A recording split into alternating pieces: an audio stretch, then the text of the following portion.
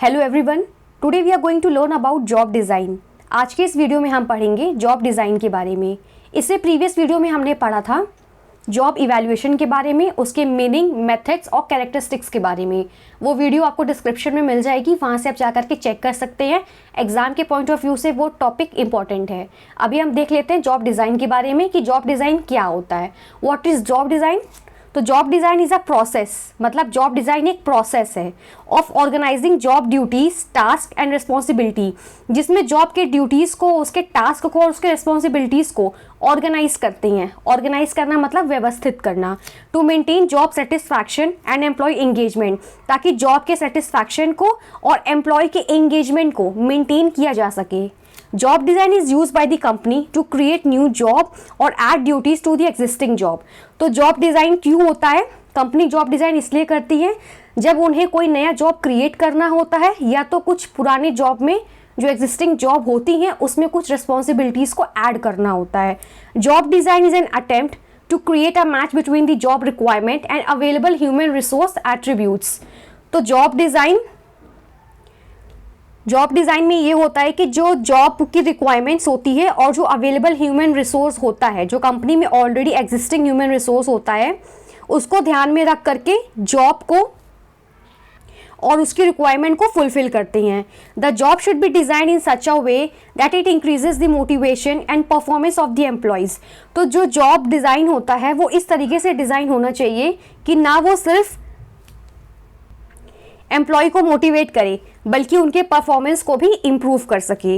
Designing a job has a considerable influence on the productivity and the job satisfaction. अब जो job design होता है उसका एक बहुत अच्छा इम्पैक्ट होता है किसी भी जॉब के सेटिस्फैक्शन के लिए और उस जॉब की प्रोडक्टिविटी के लिए। Job design determines the responsibility of an employees, the authority he enjoys over his work, his scope of decision making and eventually his level of satisfaction and his productivity।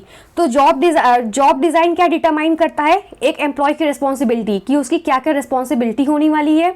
The authority he enjoys over his work, उसको क्या क्या authority, क्या क्या power मिलने वाली है उस work को करने के टाइम पर। His scope of decision making, उसके डिसीजन मेकिंग का क्या स्कोप है। And eventually his satisfaction and productivity, and ultimately उस एम्प्लॉय का क्या सेटिस्फैक्शन लेवल है, क्या प्रोडक्टिविटी है। ये सारी चीज़ें डिटरमाइन होती है जॉब डिज़ाइन में। An effective job design is a complex process that involves various factors which needs to be considered while designing the job। तो एक इफेक्टिव जॉब डिज़ाइन जो है वो एक कॉम्प्लेक्स फैक्टर होता है, जिसमें बहुत कॉम्प्लेक्स प्रोसेस होता है, जिसमें बहुत सारे फैक्टर्स होते हैं जो उस जॉब को डिज़ाइन करने के लिए कंसिडर किए जाते हैं। उनमें से कुछ फैक्टर्स हैं। Some of the factors are organisational goal, जैसे कि ऑर्गेनाइजेशन का गोल्स क्या है, एम्प्लॉय के एस्पिरेशंस क्या है, उनके परफॉर्मेंस का स्टैंडर्ड क्या है, उनके वर्क का एनवायरनमेंट क्या है। ये सारी चीज़ें इन्वॉल्व होती हैं जब एक जॉब को डिज़ाइन किया जाता है। The main goal of job designing तो पहला जो गोल है जॉब डिज़ाइन का वो ये है, facilitating the interest of the employees towards the job and enhancing the satisfaction. तो पहला गोल यही हो गया कि एम्प्लॉय का जो इंटरेस्ट है वो जॉब में एनहांस करे और उनके सेटिस्फैक्शन को इंक्रीज करे। अगर कोई जॉब ऐसी है जो बहुत बोरिंग है, बहुत मोनोटोनस है, जिसमें एम्प्लॉय को बिल्कुल भी सेटिस्फैक्शन नहीं मिल रहा है, तो उस जॉब का कोई मतलब नहीं है। तो जॉब डिज़ाइन इस तरीके से होना चाहिए जिससे कि एम्प्लॉय का जो एंगेजमेंट है वो उसमें लगा रहे, उसमें बना रहे और उनका सेटिस्फैक्शन जो है वो भी इंक्रीज हो सके। Increasing the employee motivation and productivity, तो सेकंड गोल हो गया एम्प्लॉय के मोटिवेशन को बढ़ाना और उनकी प्रोडक्टिविटी को बढ़ाना। थर्ड है covering a modern need of employee participation, employee का जो पार्टिसिपेशन है ऑर्गेनाइजेशनल गोल में उसको कवर करना। ये हो गया तीसरा गोल। जो फोर्थ गोल है वो हो गया ensuring a safer work environment. Job design में ये भी इंश्योर करना पड़ता है कि एम्प्लॉय को एक सेफ वर्क एनवायरनमेंट प्रोवाइड हो सके। Eliminating the unnecessary levels of supervision, checking and control. बेवजह अननेसेसरी जहाँ पे सुपरविजन होता है, बेवजह की चेकिंग्स होती है, बेवजह के कंट्रोल्स होते हैं जो कि अननेसेसरी होते हैं, बहुत ज़रूरी नहीं होते, उन्हें भी जॉब डिज़ाइन में एलिमिनेट करना होता है। मतलब जॉब डिज़ाइन में सिर्फ वही चीज़ें होती हैं जो कि एम्प्लॉयज़ के सेटिस्फैक्शन को, उनकी प्रोडक्टिविटी को, उनके वर्क को बढ़ा सके, ना कि अननेसेसरी उन पे फालतू के कंट्रोल्स और चीज़ों को इम्प्लीमेंट करके बेवजह प्रोसेस को लंबा करे। तो ये इस चीज़ में ये जो बेवजह का सुपरविजन होता है, चेकिंग होती है, इस प्रोसेस को भी एलिमिनेट करता है।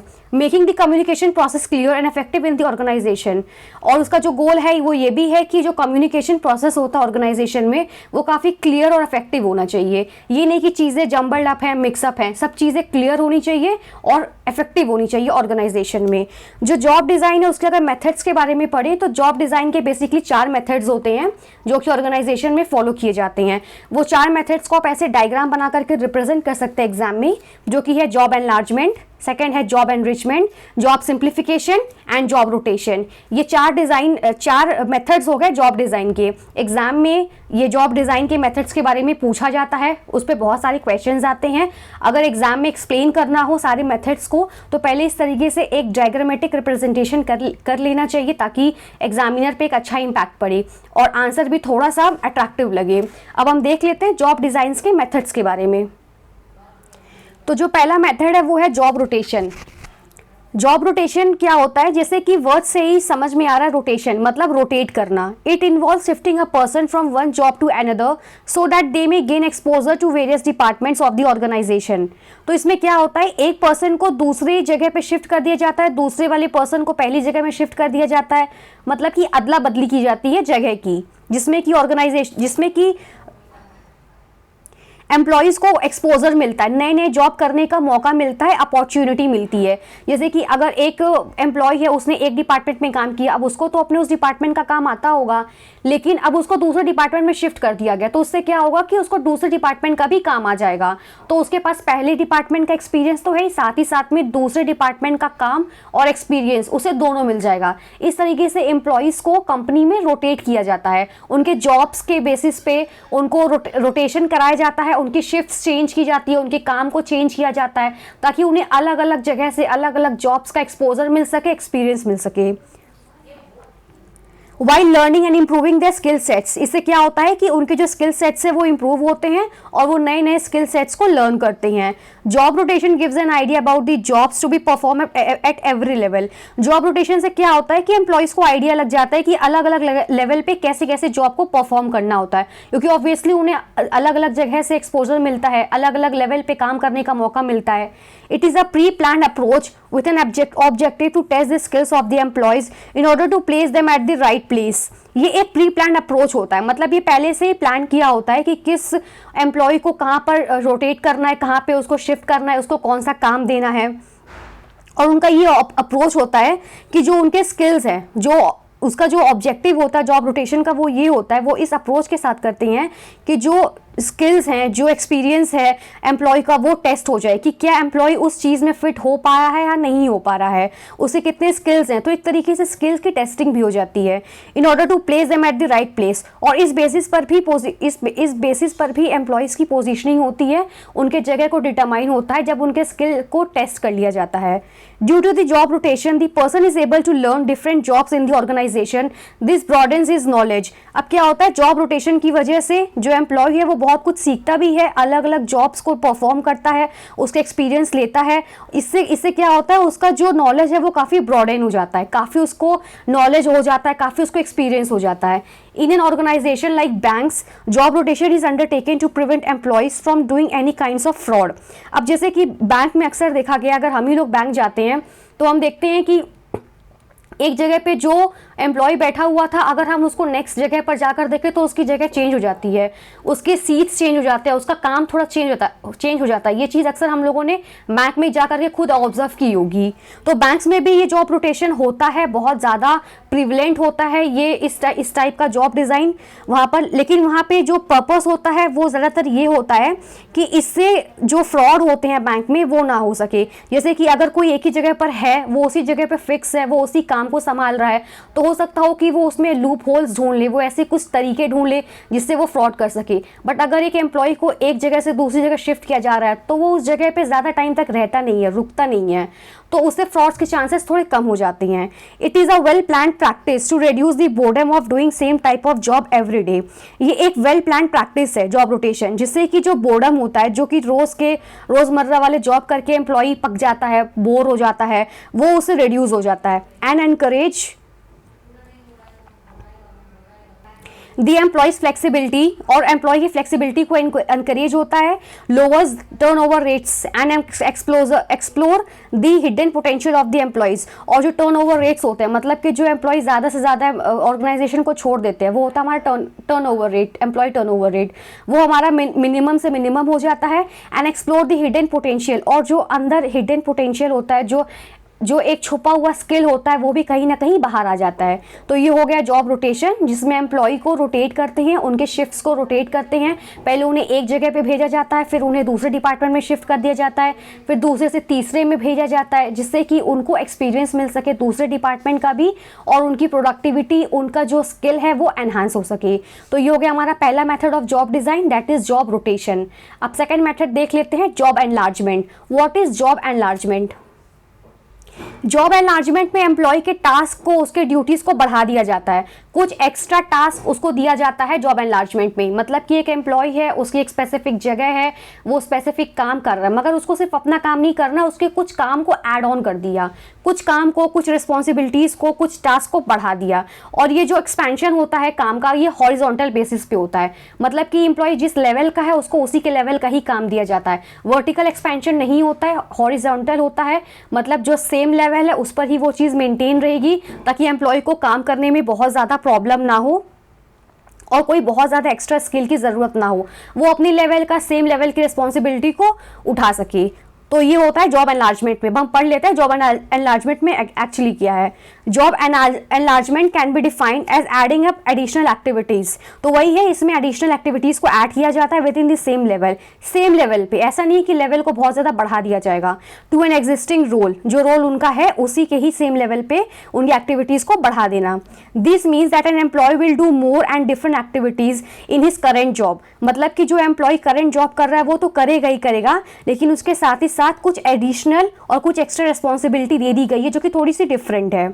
It aims at broadening one's job. इससे क्या होता है, जॉब जो है वो ब्रॉडन हो जाता है, मतलब काफ़ी बड़ा हो जाता है। To make the job more motivating, और जॉब थोड़ी सी मोटिवेटिंग हो सके। Job enlargement provides valuable career development opportunities to employee by widening their roles and responsibility. तो जब रोल्स एंड रिस्पॉन्सिबिलिटीज़ एम्प्लॉय की बढ़ती है, तो उसके करियर डेवलपमेंट अपॉर्चुनिटीज़ भी बढ़ जाती है। कैसे बढ़ जाती है? जब एम्प्लॉय सिर्फ अपना काम करता रहेगा तो उसे सिर्फ अपना ही काम आएगा, मगर जब उसके ऊपर और भी ड्यूटीज़, और भी रिस्पॉन्सिबिलिटीज़, और भी टास्क असाइन कर दिए जाएंगे, तो वो अपने काम के साथ साथ जो अलग से ड्यूटीज़, जो अलग से टास्क दिए गए हैं, उन पर भी ध्यान देगा, उनको भी सीखेगा। तो इससे क्या होगा, इससे अल्टीमेटली वो अपना एक स्किल सेट डेवलप करेगा, जिससे कि उसकी करियर की जो डेवलपमेंट अपॉर्चुनिटी है वो बढ़ जाएगी। By widening their roles and responsibilities and helping them gain exposure to different areas of the organization, और जो बाकी organization के areas है उसमें भी उसको exposure मिल जाएगा। Learn new task and improve their competencies, जिससे कि task भी learn कर सकता है new, और उसके competencies भी काफ़ी improve हो जाएंगी। With increased responsibility and accountability, responsibility मतलब जिम्मेदारी, एंड अकाउंटेबिलिटी मतलब जवाबदेही, मतलब किसी भी काम के लिए आप कितने आंसरेबल हो। The employees do not perform a single job in a monotonous fashion. इससे क्या होता है कि एक ही जॉब को उसे परफॉर्म नहीं करना होता, जो कि काफ़ी मोनोटोनस और बोर्डम हो सकता है। That can lead to boredom and reduction in working efficiency. तो जब एम्प्लॉय की रिस्पॉन्सिबिलिटी और उसकी अकाउंटेबिलिटी बढ़ती है, तो उसकी जो जॉब है वो थोड़ी और इंटरेस्टिंग हो जाती है, और जो बोर्डम है वो थोड़ा सा कम हो जाता है। It is the horizontal expansion of the job. The vast range of skills and employee gain through job enlargement makes them an asset for the company. तो जो वो बहुत सारे जो स्किल्स को गैदर करता है, सीखता है, वो कहीं ना कहीं वो कंपनी के लिए एक एसेट बन जाता है वो employee. This gives more accountability, responsibility and decision making powers to the employees. इससे क्या होता है, एम्प्लॉय की अकाउंटेबिलिटी फ्लेक्सिबिलिटी भी बढ़ती है, रिस्पॉन्सिबिलिटी भी बढ़ती है और डिसीजन मेकिंग पावर्स जो होते हैं वो भी बढ़ते हैं। तो जॉब एनलार्जमेंट में क्या होता है, जॉब एनलार्जमेंट में ये होता है कि जॉब ऑलरेडी चल रही होती है एम्प्लॉय की, उसमें कुछ टास्क और कुछ ड्यूटीज़ को ऐड ऑन कर दिया जाता है ताकि वो कुछ नए स्किल सेट सीख सके, कंपनी के लिए एसेट बन सके, मोटिवेट हो सके, उसका बोर्डम कम हो सके और वो ज़्यादा से ज़्यादा प्रोडक्टिविटी ऑर्गेनाइजेशन में दे सके, और ये हॉरिजॉन्टल एक्सपेंशन होता है। ये हो गया हमारा सेकेंड मेथड। जो थर्ड मेथड है वो है job enrichment. So what is job enrichment? जिस तरीके से जॉब एनलार्जमेंट में हॉरिजॉन्टल एक्सपेंशन हुआ था जॉब का, लेकिन जॉब एनरिचमेंट में वर्टिकल एक्सपेंशन होता है। मतलब जॉब की जो रेस्पॉन्सिबिलिटीज़ है वो काफ़ी बढ़ जाती है, मतलब एक वर्टिकल थोड़ा सा हायर लेवल की रेस्पॉन्सिबिलिटी अथॉरिटी एम्प्लॉय को दी जाती है। This increases the responsibilities and challenges भी इंक्रीज होते हैं, इसमें स्कोप भी इंक्रीज होता है, रिस्पॉन्सिबिलिटी भी इंक्रीज होती है और ये वर्टिकल मूवमेंट होता है, जॉब को काफ़ी चैलेंजिंग बनाता है। इसके लिए एक्स्ट्रा स्किल की ज़रूरत होती है क्योंकि ये हॉरिजॉन्टल मूवमेंट, हॉरिजॉन्टल एक्सपेंशन नहीं होता है, थोड़ा सा हाई लेवल की रिस्पॉन्सिबिलिटी दी जाती है, तो थोड़े एक्स्ट्रा स्किल्स की भी ज़रूरत होती है। इसमें रिस्पॉन्सिबिलिटी इंक्रीज हो जाती है, मोटिवेट भी होता है एम्प्लॉय इस जॉब एनरिचमेंट में। तो हम देख लेते हैं जॉब एनरिचमेंट क्या होता है। Job enrichment can be defined as a method of motivating the employees। तो ये कैसा मेथड है जिससे एम्प्लॉय को मोटिवेट किया जाता है। Where job is design to have interesting and challenging task, जिसमें जॉब को इस तरीके से डिजाइन किया जाता है कि उसमें इंटरेस्टिंग और चैलेंजिंग टास्क रह सके, which makes the job more meaningful and engaging for employee. इससे जो जॉब होती है वो काफ़ी मीनिंगफुल बन जाती है और एम्प्लॉयज़ के लिए थोड़ा एंगेजिंग हो जाती है। This process expands the job responsibilities, grants employees autonomy and provides an employee with the growth and development opportunity. तो इसमें क्या क्या होता है, इस प्रोसेस से एम्प्लॉयज़ की जो रेस्पॉन्सिबिलिटी है वो काफ़ी एक्सपैंड हो जाती है, मतलब बढ़ जाती है। एम्प्लॉयज़ की जो ऑटोनॉमी है वो भी बढ़ जाती है and provides an employee with the growth and development opportunity. साथ ही साथ में एम्प्लॉय को ग्रोथ और डेवलपमेंट अपॉर्चुनिटी भी बढ़ जाती है। This aims at higher employee satisfaction, जिससे कि एम्प्लॉय के सेटिस्फैक्शन में इंक्रीज होता है, एम्प्लॉय ज़्यादा सेटिस्फाइड होता है, मोटिवेट होता है and increase the overall performance of the organization, जिससे कि उसकी ओवरऑल परफॉर्मेंस भी इंक्रीज होती है। And also making a decrease in employee turnover ratio, और इससे एम्प्लॉय का जो टर्नओवर रेशियो है वो भी काफ़ी कम हो जाता है। When an employee feels valued and appreciated, it boosts up their self esteem and they feel empowered. जब एम्प्लॉय ऐसा फील करता है कि उसे वैल्यू की जा रही है, उसे अप्रिशिएट किया जा रहा है, उसके काम को अप्रिशिएट किया जा रहा है, तो ऑटोमेटिकली जो उसका सेल्फ एस्टीम है वो काफ़ी बूस्ट हो जाता है और वो अपने आप को काफ़ी एम्पावर्ड फील करता है। The more empowered an employee feels, the more efforts he puts in contributing to the organization's success. वही चीज़ है कि जब एम्प्लॉय काफ़ी एम्पावर्ड फील करता है तो वो ज़्यादा से ज़्यादा एफर्ट्स करता है। नॉर्मल सी बात है, अगर हम किसी को बहुत अप्रिशिएट करते हैं, बहुत ज़्यादा अप्रेस कर रहे हैं किसी काम के लिए, तो ऑब्वियसली वो सेटिस्फाइड होगा उस काम से, कहीं ना कहीं उसका मोरल बूस्ट होगा, कहीं ना कहीं वो मोटिवेट होगा और वो और अच्छा करने की कोशिश करेगा। तो यही चीज़ होता है जॉब एनलार्जमेंट में, जॉब एनरिचमेंट में। The drawback of this method is that it is not applicable to all the jobs, as some jobs cannot be enriched due to technological advancement. अब कुछ ड्रॉबैक्स भी होती हैं चीज़ों में। अब इसका ड्रॉबैक ये है जॉब एनरिचमेंट का कि इसमें ज़्यादा से ज़्यादा जो जॉब है वो एनरिच नहीं किए जा सके, क्योंकि कुछ टेक्नोलॉजिकल एडवांसमेंट होते हैं जिसको वो कवर अप नहीं कर सकता। कुछ टेक्नोलॉजिकल एडवांसमेंट होते हैं जिसकी वजह से कहीं ना कहीं इस प्रोसेस में प्रॉब्लम आ सकती है, तो ये उसका ड्रॉबैक हो गया। Every employee does not want challenging job, ये भी है कि हर एम्प्लॉय चैलेंजिंग जॉब नहीं चाहता है। कुछ एम्प्लॉय ऐसे होते हैं जो अपने ही रोल में कंफर्टेबल होते हैं, वो अपने कंफर्ट जोन से बाहर नहीं आना चाहते। उन्हें लगता है कि जो जॉब चल रही है उसे चलने दो, फालतू में चेंज करने की ज़रूरत नहीं है, उन्हें चेंज पसंद नहीं होता है। तो हर एम्प्लॉय ऐसा नहीं होता जिसे चैलेंजिंग जॉब चाहिए ही चाहिए होती है। And some employee may not have necessary capabilities, और कुछ ऐसे भी होते हैं जिनके अंदर वो कैपेबिलिटी ही नहीं होती है, वो रिक्वायरमेंट्स, वो स्किल सेट्स होते ही नहीं है जिससे उनके जॉब को एनरिच किया जा सके। तो ये इसके कुछ ड्रॉबैक्स भी हो गए। अब जो फोर्थ लास्ट वाला मेथड है वो भी हम देख लेते हैं, दैट इज जॉब सिंप्लीफिकेशन। जैसे कि नाम से ही समझ में आ रहा है, सिंप्लीफिकेशन का मतलब हो गया सिंप्लीफाई करना, मतलब चीज़ों को आसान करना। इसमें जॉब को सिंप्लीफाई करते हैं, उसे आसान बनाते हैं। Job simplification means simplifying a complex job into several parts. इसमें क्या होता है, कोई भी जॉब जो कि बहुत कॉम्प्लेक्स है उसको सिंपल करते हैं, उसको अलग अलग पार्ट्स में डिवाइड कर देते हैं।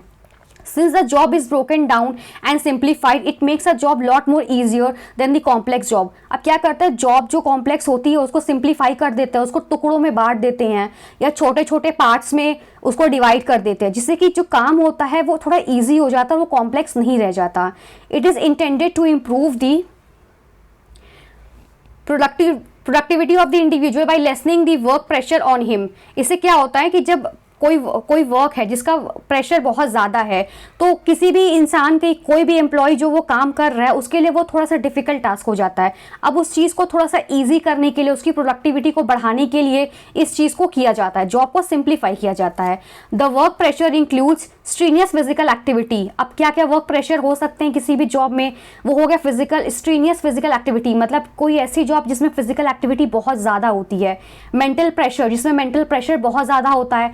साइकोलॉजिकल स्ट्रेस, कुछ जॉब ऐसी होती हैं जिसमें सिर्फ फिजिकल और मेंटल काम नहीं होता है, साइकोलॉजिकल भी स्ट्रेस बहुत होता है, cause due to the complex job. तो जब भी कॉम्प्लेक्स जॉब होती है तो उसमें सारी प्रॉब्लम्स को देखने को मिलता है कि ना ही फिजिकल बल्कि मेंटली और साइकोलॉजिकली भी वो कहीं ना कहीं स्ट्रेस क्रिएट करती है एम्प्लॉयज़ पे. The objective of work simplification is to develop improve work methods. अब इसका ऑब्जेक्टिव क्या होता है, जॉब सिंप्लीफिकेशन क्यों किया जाता है, ताकि इम्प्रूव वर्क मेथड्स, जो मेथड्स इम्प्रूव होते हैं, जो किसी भी जॉब को करने के लिए ज़रूरी होते हैं या उस चीज़ को सिंप्लीफाई करने के लिए वो मेथड्स यूज़ किए जा सकते हैं, उसे डेवलप किया जाता है वर्क जॉब सिंप्लीफिकेशन में. दैट मैक्सिमाइजेज द आउटपुट, जिससे कि आउटपुट को मैक्सिमाइज किया जा सके while maximizing the expenditure and cost of the job, और जॉब के एक्सपेंडिचर को, उसके कॉस्ट को मिनिमाइज किया जा सके. Job simplification increases the skill and productivity of the employee as the employee is continuously associated with a narrower line of the job. Job simplification में employee के स्किल को, प्रोडक्टिविटी को इंक्रीज किया जाता है, क्योंकि जो एम्प्लॉय होता है वो कंटिन्यूअसली एक स्पेसिफिक जॉब से, एक narrow of line of job से कनेक्ट रहता है. मतलब उसके जो कॉम्प्लेक्स जॉब है उसको सिंप्लीफाई कर दिया गया, अब वो सिंप्लीफाइड वर्क कर रहा है, तो ऑब्वियसली सिंप्लीफाइड वर्क कर रहा है, उसकी प्रोडक्टिविटी बढ़ रही है, उसका टाइम भी थोड़ा सा बच रहा है, तो वो उस काम में कहीं ना कहीं बहुत प्रो हो जाता है और उसकी प्रोडक्टिविटी भी अल्टीमेटली इंक्रीज हो जाती है. The training process of the jobs become simpler as the jobs are simplified. अब क्योंकि जॉब सिंप्लीफाई हो चुका है तो ट्रेनिंग में भी उतनी प्रॉब्लम नहीं होती है, उसमें भी वो ईजी हो जाता है. The major drawback of this method, अब इस मेथड का भी ड्रॉबैक है, वो ये है is that the continuous repetition of the job makes the job monotonous. अब जो कोई भी काम अगर रोज रोज वही किया जा रहा है, रोज वही किया जा रहा है, तो कहीं ना कहीं जॉब मोनोटोनस हो जाती है, मतलब एक जैसी हो जाती है, थोड़ी सी बोरिंग हो जाती है. Which increase the tardiness and boredom in employee. इससे क्या होता है, एम्प्लॉय थोड़ा सा बोरिंग भी फील करता है, थोड़ा बोर्डम इंक्रीज हो जाता है उसका, और कहीं ना कहीं वो टार्डीनेस बढ़ जाता है, मतलब वो कहीं ना कहीं थक जाता है उसी सेम जॉब को रिपीटेडली करते करते. दिस में फर्दर लीड टू एब्सेंटिज्म. इससे कि जो एब्सेंटिज्म है वो इंक्रीज हो जाता है. ऑब्वियसली जब कोई एम्प्लॉय मोटिवेटेड नहीं होगा, वो सेम काम कर करके थक चुका है, मेंटली एकदम थक चुका है, एकदम बोर हो चुका है, तो कहीं ना कहीं एब्सेंस होने के भी चांसेस बढ़ते हैं. तो ये हो गया last method, that is job simplification. तो मेथड्स ऑफ जॉब डिज़ाइन में हमने 4 मेथड्स पढ़े. The first was job rotation, जिसमें जॉब को रोटेट किया जाता है, एक एम्प्लॉय को दूसरे वर्क में या डिपार्टमेंट में शिफ्ट किया जाता है, जिससे कि उसका एक्सपीरियंस बढ़ सके, उसका एक्सपोजर बढ़ सके. दूसरा हो गया जॉब एनलार्जमेंट, जिसमें जॉब का हॉरिजॉन्टल एक्सपेंशन होता है, जिसमें कि जॉब की ड्यूटीज बढ़ जाती हैं. जो थर्ड हो गया वो हो गया जॉब एनरिचमेंट, जिसमें जॉब की रिस्पॉन्सिबिलिटीज को ऐड ऑन कर दिया जाता है, वर्टिकल एक्सपेंशन होता है जॉब का. And the fourth is job simplification, जिसमें जॉब को सिंप्लीफाई कर दिया जाता है. तो हमने ये पढ़ लिए जॉब मेथड्स, चारों जॉब मेथड्स पढ़ लिए हैं. एग्जाम के पॉइंट ऑफ व्यू से ये टॉपिक बहुत ज़्यादा इंपॉर्टेंट है. अगर वीडियो यूजफुल लगी हो एग्जाम के पॉइंट ऑफ व्यू से, so do give a like and subscribe to the channel, ताकि आगे फर्दर जितने भी वीडियोज़ हैं वो मिलते रहें. So stay tuned and all the best for your exams.